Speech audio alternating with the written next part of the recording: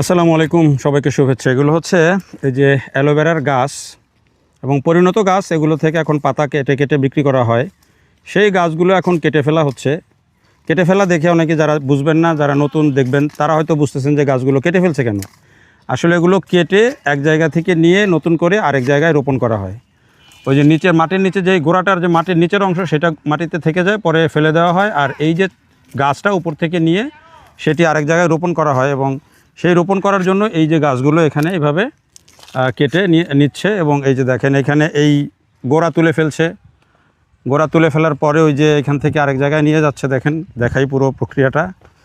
এই গাছগুলো আবার আরেক জায়গায় নিয়ে যাচ্ছে এখান থেকে নিয়ে গিয়ে এই যে দেখেন এই নতুন করে আবার এই সেম গাছগুলোই কিন্তু আবার এই যে নতুন করে জমিটা আরও পরিষ্কার পরিচ্ছন্ন করে নতুন করে জমিটা প্রস্তুত করে সেখানে আবার সেম পদ্ধতিতেই কিন্তু আবার রোপণ করা হচ্ছে।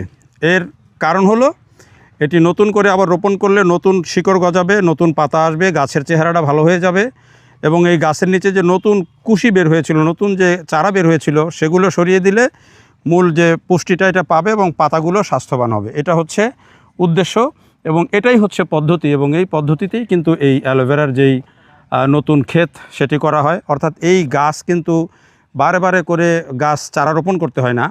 এই অ্যালোভেরার গাছগুলোই কিন্তু শুধু জায়গায় স্থানান্তর করে এক জায়গা থেকে আরেক জায়গায় নিয়ে রোপণ করা হয়।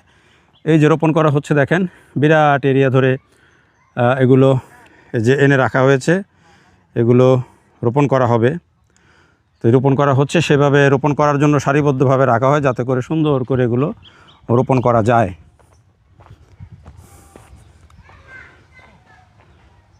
কতখানি কতজন লাগে এক বিঘার এরকম এক জায়গা থেকে আরেক জায়গায় সরাইতে? কীরকম? 50 থেকে 60টা লোক লাগে। 50-60টা লোক লাগে, মানে এক বিঘা জমি থেকে সরায় আরেক বিঘায় নিতে। হ্যাঁ, এটা সরানোর উপকারিতা কি? এটা সরানোর উপকারিতা আপনার গাছটা মোটা তাজা বেশি হয়, ভালো হয়।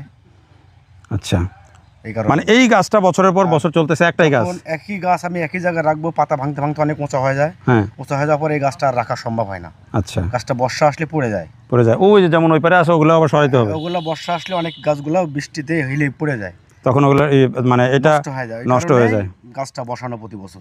আচ্ছা, এই যে দেখছেন তো, এইগুলো হইলো তথ্য যে একটা ফসল করতে হইলে এই তথ্যগুলো সম্পর্কে জানা জরুরি। এবং সেই অনেকেই যারা করতে চান তাদের এই পদ্ধতিগুলো কিন্তু জেনে রাখতে হবে, যারা এই অ্যালোভেরার চাষ করতে চান, বাণিজ্যিকভাবে অন্তত করতে চান তাদের জন্য। তো দেখার জন্য ধন্যবাদ সবাইকে।